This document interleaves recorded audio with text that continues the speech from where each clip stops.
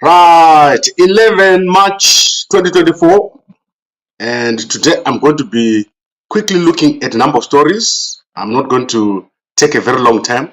I'm trying to keep this below 10 minutes, and I've got quite a number of important stories to handle today, and these are developing. So I've got some of the most important stories that are going to be with us for at least the next 6 months. So we're going to be watching these developments very, very carefully. And I want to look here at what has happened in Luanda between yesterday and the day before, that is Saturday and Sunday. There was a meeting of the Sadak Council of Ministers in Sadak. So it happened in Luanda in Angola. And the biggest problem that has happened here is that it's not clear how Sadak can handle Mnangagwa, given what has happened with the US sanctions. You know that Mnangagwa is now under the US Magnitsky sanctions. This means Mnangagwa is now a designated person internationally. He is someone that is considered to be a violator of human rights and also someone very corrupt. And if Mnangagwa was to be made the chairperson of Sadak, that means Sadak is automatically being led by a person that is under sanctions, a person that is corrupt, a person that is accused of human rights violations. And this is on top of the rigging, which is confirmed by Sadak through the official SIOM report that is already in place. So Sadak now has a dilemma on how to deal with Mnangagwa. And this has resulted in them failing to issue a statement at the end of the meeting of the Council of Ministers. It's not clear what is going to happen now with Mnangagwa, given the current situation. And I think we're going to see a better outcome or a result within the next day or two. But this issue of Mnangagwa was discussed at Sadak. And what I'm going to do now is we're going to write a letter to Sadak together today. So before the end of this live stream, we're going to write a letter to Sadak, an email, and we're going to ask them to tell us whether they're going to have Mnangagwa as their chairperson under these circumstances. So remember, they failed to issue a statement. They had a closed door meeting. They had a discussion on these issues. So let me show you some pictures. Then at the end of this meeting, we're going to write a letter to Sadak, to what is called Zhao Demba. We're going to write Zhao Demba a letter after this meeting, so that after this call or during this call, so that we can then give you an update to say what has been the outcome, why they failed to release that statement yesterday. So this is the meeting. You can see the Zimbabwe representative there with the scarf, and you can see the Sadak chairperson there. Sadak is on a very, very dangerous road right now. They are failing to enforce the outcome of SIOM, and you can see more pictures here. This is the meeting in Luanda, which took place yesterday and the day before.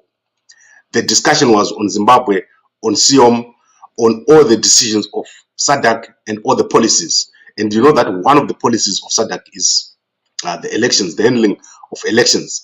So this was discussed, and we want to find out what has happened here. The thing is, they failed to issue a statement on what was discussed at the closed door meeting, and Mnangagwa was discussed. The crisis for Sadak is that if they have Mnangagwa as their chair, they will not be able to get international funding. The funders will pull out, and Sadak will not be able to run their programs. Currently, Sadak has been doing very, very well, but without the international funders, they won't be able to do anything, and they won't get funding under Mnangagwa. If Mnangagwa was to be made the chairperson, they will not get funding, and Sadak will not be able to operate. All their programs in the DRC, in Mozambique, they will be in limbo just because of Mnangagwa, because Mnangagwa cannot receive money from the United States. And currently, if you know the operation in the in Congo, DRC also has a component of funding from the United Nations. Similarly, there are very much a lot of partnerships between many countries in Sadak and the United States of America, and they will not just stop those programs just because Mnangagwa has to be chairperson of Sadak. So we have a massive crisis here on our hands on Sadak, and it will eventually have to be held by this will eventually have to be solved by the presidents, because I don't think the Council of Ministers can do much. That is why they could not issue a statement at the end of that Council of Ministers meeting, which was held between yesterday and Saturday in Luanda. So keep watching this space, and as I said, when we end here, we're going to write a letter to João Demba together and ask him to give me an answer on what was the reason why they didn't issue that outcome statement on the Sadak decisions. Mnangagwa is now the bad boy of Southern Africa. He's refusing to listen to Sadak, and Sadak still has to deal with him, and they still have to suffer the consequences of having Mnangagwa in the region behaving the way he's behaving.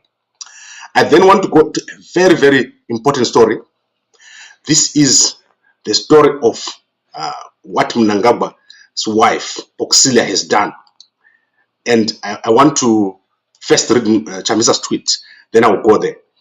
You will not believe what Auxillia Mnangagwa and Magaya have done. So I'm going to play for you a video of Magaya. Magaya was confronted yesterday. So let me start with Chamisa's tweet before I go there. So Chamisa is tweeted here. So I always look at Chamisa's tweets every morning. And here it says, a new heart for politics in Zimbabwe, setting up an integrated government, the citizens' government, with the following attributes. An integrated government, a helping government, a caring government, a welfare government, a truthful government, a loving government, a peace-seeking government, a blood-saving government, a reconciling government, a unifying government. So this is what Chamisa is setting up, and I'm quite excited with it. I hope that we get more details very, very soon. And as I said, Chamisa is saying he's in the middle of setting up. I know what is happening. There are certain things that are happening that are stopping Chamisa from making an announcement. I know what they are, but I want to give him a chance to go through what he's doing right now before I can unpack it here. I'm going to unpack what is happening and also what are the future implications for Nelson Chamisa. But let's go to this situation. Auxillia Mnangagwa. So Auxillia Mnangagwa was approached by certain young ladies who were victims of Walter Magaya. This she has known for a very long time, that Magaya was abusing certain young ladies. And they approached her and she promised to help, but she has not helped them. So yesterday, after Magaya threatened to kill some of the girls, they organized themselves and they went to his church. So Walter Magaya, the prophet, they went to his church and Walter Magaya must be arrested.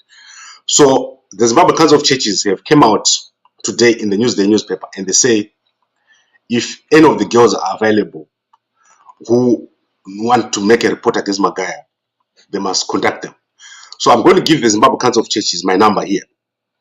And for the numbers of the girls, if they want, if they're serious, right? The Zimbabwe Council of Churches, there's my number. You can call me. I'll put you in touch with the girls.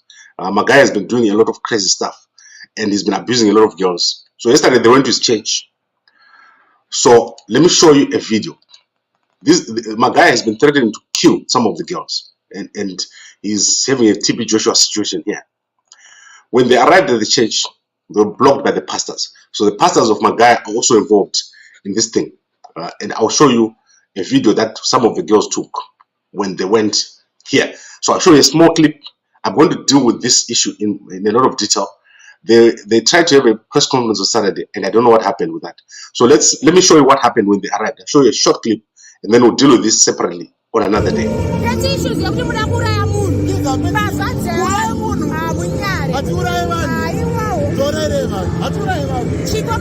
don't kill people. Don't come close to me. We don't kill people. Don't come close to me. Don't kill people. Don't come close to me. I'm coming close to your camera. We don't kill people. Go back. We don't kill people. We don't kill people. Why were you sending messages? Why were you sending messages? Why were you sending messages that you want to kill me? Why were you sending messages? Why were you sending me messages? You don't push me out. Daddy push it. Daddy push it. Right. So this is This happened yesterday at Magaya's church in Waterfalls, and Auxillia Mnangagwa is well aware of this issue. They need to arrest Magaya. They need to bring him before the court. He's abused a lot of girls, and this now needs to be dealt with at the courts. So the issue here is, and I want to unpack for you what was said in that video, that Magaya's pastors have been threatening to kill the girls. They've been sending WhatsApp messages. I've got some of the WhatsApp messages. He's not supposed to be a pastor who is doing that, who is taking advantage of the community in that manner. But to threaten to kill people is even worse. However, there is even a worse allegation in that video, which the police in Zimbabwe need to investigate. That Magaya killed the girl called Chipo. And that girl Chipo was killed in Botswana, in police cells. And apparently, members of Magaya's church in Botswana were involved in that murder.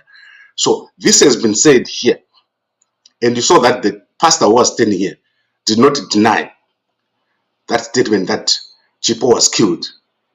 Do you understand what I mean? This is a very big crisis, and Magaya needs to be dealt with. I've got more detail on this whole thing, and I think Auxilia and everyone must stop protecting Magaya. The police in Zimbabwe must stop protecting Magaya. The Zimbabwe Council of Churches must stop protecting him, and this must be dealt with once and for all. So, as I said, here is my number, Zimbabwe Council of Churches. There. You're saying you don't know any of the girls, right? Zimbabwe Council of Churches, if you're not a fake organization, call me, and then I'll show you details of these people, and we'll deal with it once and for all. Magaya is involved in all this, and this is a TB Joshua situation. You saw Magaya was actually friends with TB Joshua. So let this be dealt with once and for all. And Auxillia Mnangagwa must stop protecting this Magaya and help the girls. That is what we expect from a first lady. So now let's go to other stories. I've got other stories very, very quickly. And as I said, the issue of Magaya, will deal with it. And also the issue of Sadak, we're going to deal with it. So let's go to some pictures. And then we'll finalize this. I want to look at some pictures, what has happened overnight.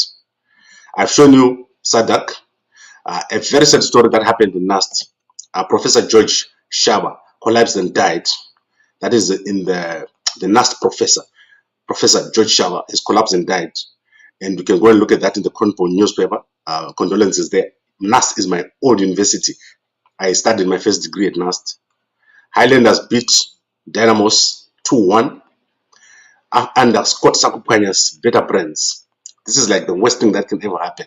It's like cultists, like Highlanders are now a member of a cult. After the death of Pastor Messiah, they are sponsored by someone who killed someone. So Highlanders, shame on you guys. Then let's go to Pastor Ryan. Pastor Ryan and his girlfriend there. That's in H Metro. He's called Pastor Peter Jersey. He's thrown this girl out. She's called Joyce Batsrai, 28 years old.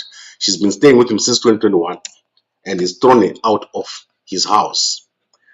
She's been sleeping outside on the road in Waterfalls for 3 days without food and drink. That is in the H Metro newspaper. I can go and have a look at that story. And then what other story do we have? Adelaide Chikunguru has written on her LinkedIn. You can go and have a look at it. She says Information Minister Jenfa Muswere is trying to get her killed, and he's been sending people to her house. So she's gone underground. She's no longer staying at home. So that is the latest story. And then let's look if there's anything else interesting in the H Metro. H Metro has got a lot of stories. You can go and have a look there. Wicknell has bought the most expensive car in the world. I want to show it to you. This is the most expensive car in the world ever. No one has ever had a car like that. The most expensive electric car. And what I believe here is that Wicknell is using the money that he won. Remember, I showed you that he won a court judgment against Zesa, where they made him, they were made to pay him 130 million. So this is nothing to him. He's probably the person with the most money now to West, and it's on. This is the most expensive car, Rolls Royce full electric Spectre. This is the most expensive car in the whole world, electric car, and it's been bought by Wigno Chivayo. I don't know who's that girl on the side, but I'm sure if you read the story, you get to understand what's happening there. So I'm explaining to you that this is because of the money that he won from ZESA. They had to pay him. They were forced to pay him because the CEO did not appear during the court ruling. I want to see if the Herald newspaper is out. If it's not out, I'm going to bring this to an end. Yes, the Herald newspaper is out. So let's go and quickly look at the Herald newspaper. I want to see if there's any story that is interesting here. Then, as I said, Zimbabwe was on the agenda of Sadak. So I want to show you what has happened here. Zimbabweans actually put it here. There was a crisis in Angola because with Mnangagwa now on the sanctions, what are they going to do now? They can't make him a chairperson because automatically the whole of Sadak could be sanctioned. So you can look here and you see what it means here. This story, I'm going to summarize. I'm going to ask the Sadak to look at this, the robot. I'm going to ask it to look at this. And this is very, very important. Mnangagwa is a very big problem in Sadak. He is plunging the whole region into a crisis. And if you get a moment, have a look at the story. But let's quickly look here. He's saying in his address during the Sadak Council of Ministers in Luanda, Angola yesterday, Ambassador Shava said Zimbabwe wanted all sanctions to go. So they are giving you half of the story. Sadak is dealing with this issue. And they will eventually have to make sure that Mnangagwa is nowhere near the chairmanship of Sadak. So this is the one story that we have here. And I want to believe that there are a lot of other stories in the Herald newspaper, but the Herald newspaper has become of a low quality since the beginning of this year. It's become smaller and there's not much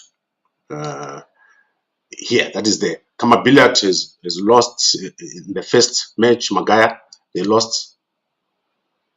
He played, they lost Wange. So those are the stories that are here. But I can assure you that the sanctions issue on Mnangagwa, this is the biggest issue. There is nothing else that is important right now as this is. Then I want to show you a picture. Pastors went to Mnangagwa's farm. So this picture, I had not seen it. So I just want you to see this picture. I know some of you won't be having access to the full newspaper. So let me show you a picture of Mnangagwa with the pastor, a certain pastor, SDA pastor. So President Mnangagwa goes through a Bible was gifted by Solis University Vice Chancellor, Professor Kumblani Mpofu, who was part of the SDA delegation that toured Mnangagwa's farm in Kwekwe yesterday. So Mnangagwa was in Kwekwe. You can see him there, and obviously that is to do with Tagure. Tagure is sponsoring the SDA Solis University. We used to visit Solis University quite a lot when I was a student in NAST, but I understand that Tagure is taken over support for Solis University. You can go and look at these newspapers, but let me recap. What is the most important thing? The most important thing right now is that Mnangagwa is not recognized by anyone in Sadak. Sadak is in a crisis because while trying to protect Mnangagwa and show a united front, they're actually destroying the organization. They'll eventually get sanctioned, the Sadak, if they put Mnangagwa as chairperson. So if they do that, they'll put the whole of Sadak under sanctions. And you know that South Africa is already on the verge of being thrown under sanctions. So we have a very, very bad situation. And the guys in Botswana, the Secretariat, must act very, very quickly on this issue. They've already discussed this issue yesterday, but they failed to agree and they failed to issue a statement on Mnangagwa and how to handle his being placed on sanctions for human rights violation, for corruption, and for all the other things like the SIOM report. Mnangagwa is on the SIOM report for rigging. So it's clear that Sadak has to act. Otherwise, they will lose funding and they won't be able to be a viable organization. The war in DRC, the war in Mozambique, that will all be affected. And all the funding arrangements with countries like Sweden, Canada, and so forth, they'll be in danger if they don't address the issue of Mnangagwa. Mnangagwa is not next in line to become the chairperson of Sadak. They need to make it clear to him that although the summit might be held in Zimbabwe, Mnangagwa is not the next chairperson of Sadak.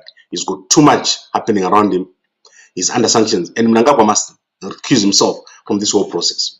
Then, as for the Zimbabweans, the period when the Sadak summit is being held in Zimbabwe, it must be the biggest demonstration that you've ever seen. If the opposition parties fail to organize themselves and demonstrate against Sadak, then you miss an opportunity.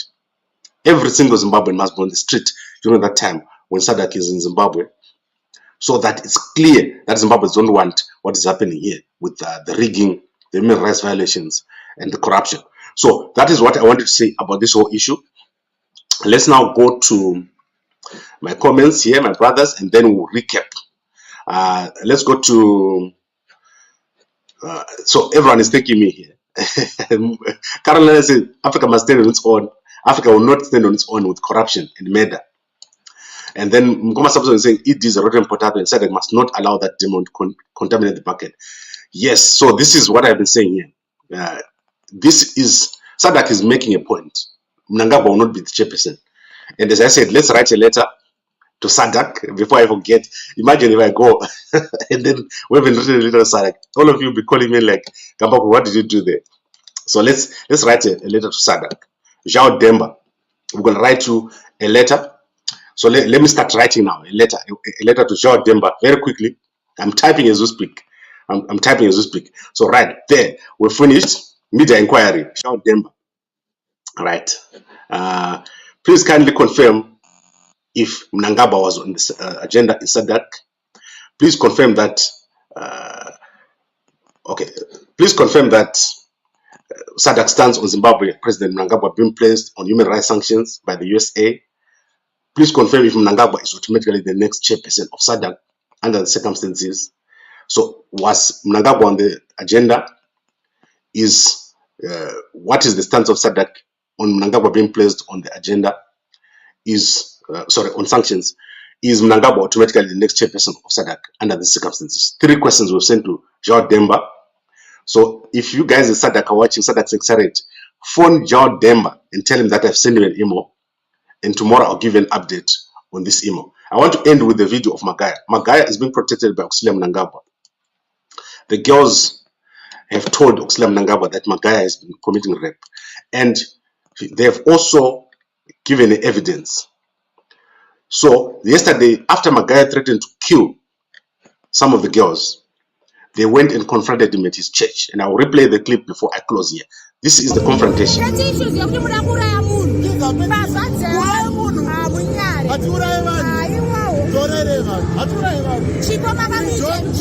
kill people.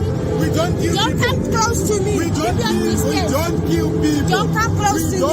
Don't come close to me. I'm coming close to your camera. We don't kill people. Go back. We don't kill people. We don't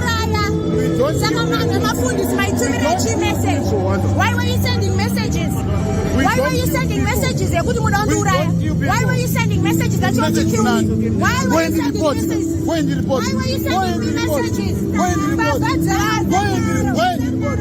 You don't push me out. Daddy push it.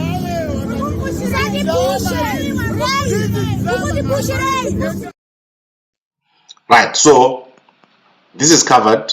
We are going to be watching Zimbabwe Council of Churches, ZRP, Mnangagwa, and Auxilia, everyone. There is Magaya. He's been exposed. There is even claims that he killed someone. And I've said to you that if you're saying that you don't know the girls, here's my number. Call here, Zimbabwe Council of Churches. I'll give you contact with the girls. I'll put you in contact through the whole process. And all the women's rights organizations over there in Zimbabwe. Magaya cannot be allowed to threaten to kill people, especially girls that is abused. We have been going even as far as Auxillia Mnangagwa to say Magaya is abusing us, giving evidence, because he cannot be arrested by police. In the newspapers, got people. Right now, you saw the Herald. They've got no such story. You saw the H Metro. They don't have that story. The only people with that story is Newsday. But Newsday is actually even saying that the girls are not coming up. So they are the girls. How can big newspapers not have the story that girls went to confront Magaya yesterday at his church, live during a service? So you see what is happening there. It's crazy stuff, and this must stop. So I think we've done enough for today, and I'll be back tomorrow if nothing big happens. But if something big happens today, we'll be back in the evening. We're also going to be waiting the email response from Joe Demba about Mnangagwa and the discussion that took place in Luanda, why they did not issue a statement, and what is going to happen to Mnangagwa's hosting of Sadak summit, and also Mnangagwa's potential chairmanship. As I said to you, Mnangagwa is not next in line to be Sadak chairperson. He passed his chance in 2019, so it shouldn't happen. It shouldn't be a crisis for Sadak. They should just follow the rules. Right. So thank you very much, everyone, for watching.